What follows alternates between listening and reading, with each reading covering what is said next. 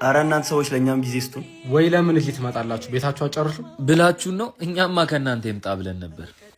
ባይ ቆይ ግን ለምንድን ነው አቅፈኝ ማተኛ?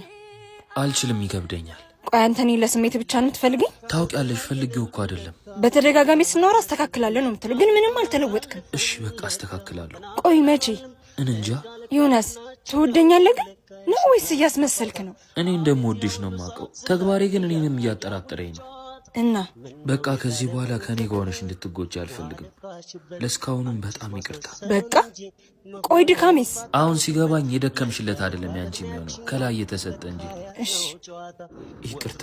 ይመጣል ብለሽ ወትሮት ያለ ፍቅር ደስታ ለካ ኩካታ ነበርና የገደል ማሚቶ በቃ ዛሬም እንደፈረደበት ባዶ እጁን ሊመጣ ነው። ለምን ዛሬ ቀድመን ሼር እናርጋንለው? ደስ ይለኛል። እንደውም የሚለውን እንሰማለን። ወንድሜ በእናትህ ትንሽ ብር እኮ ነው። ዛሬ እንኳን እኔ ጓደኞችን ጋብዤ ላስደስታቸው። የለኝም እባክህ። አንተ ግን መቼ ነው አለኝ የምታውቀው? እኔ ዛሬ ልጋብዛቸው ብዬ እንጂ ጓደኞቼ ለኔ ያንሱ።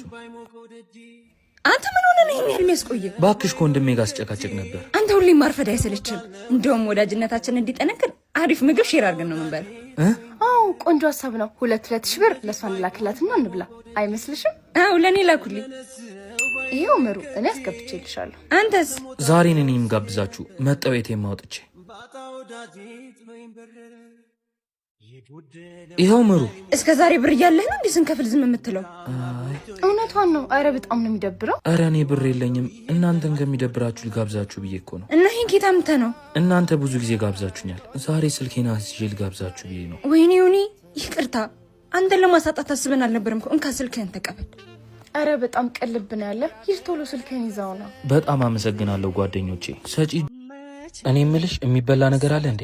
የለም እባክህ ዛሬ አልሰራውም። በእናትሽ ምሩ ትንሽም ቢሆን ስለ ራበኝ እኮ ነው። ሰርታም ተብር የምትሰጣት መስልም እንዲህ ስጠይቅ ታውቂኝ አይደል እንዴ? ሲኖረኝ እኮ መጀመሪያ ማስታውሰው አንቺን ነው። እስከ ዛሬ በምላስ በላ። ከዚህ በኋላ ግን አንተን አስቀምጭ አልቀልብም። እሺ በቃ ዛሬ ጸሎት አድርጊልኝ። አንድ ስራ አለ፣ እሱ ከተሳካ ካም በኋላ አትቸገሪ።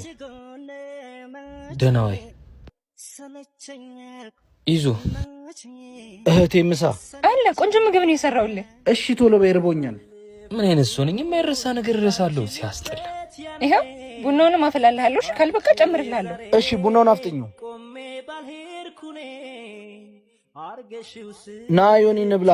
አይ ብላ፣ እኔ በልቻለሁ። ብዙ ነው አልጨርሰውም። በእናትህ ና አባለኝ። አሁን ነው በልቼ የወጣሁት። ወረቀት ረስቼ ነው የመጣሁት። ብላ እንጂ አሁን ራቤን ስትል ነበር።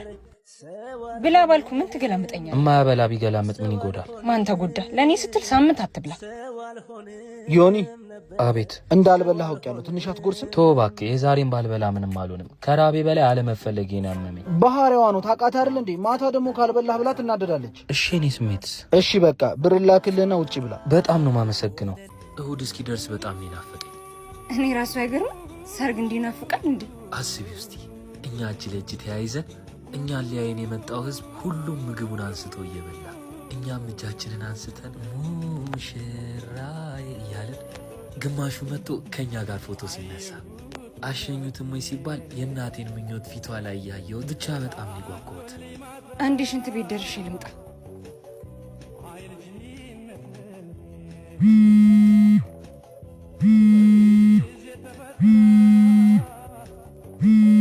አሬ እኔ ቆንጆ በናፍቆት ልሞት ነው። ለምንድን ነው ዝም የምትይኝ? ናፍቆቴን ለመጨመር ነው።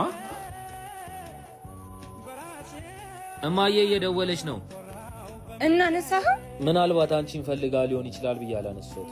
ልትጨቃጨቀኝ ነው? እንኳን አላነሳኸው። አሁን ቅድም የጀመርክልኝ ጨርስልኝ።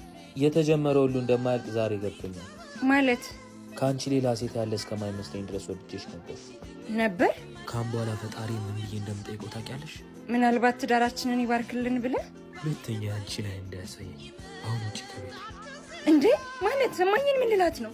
እማዬንማ ሩም ይዘሽ ጠብቂኝ እየመጣው ነው ቢያት። አንቺ ቆሻሻ ባለጌ ውጪ ከዚህ ውጪ።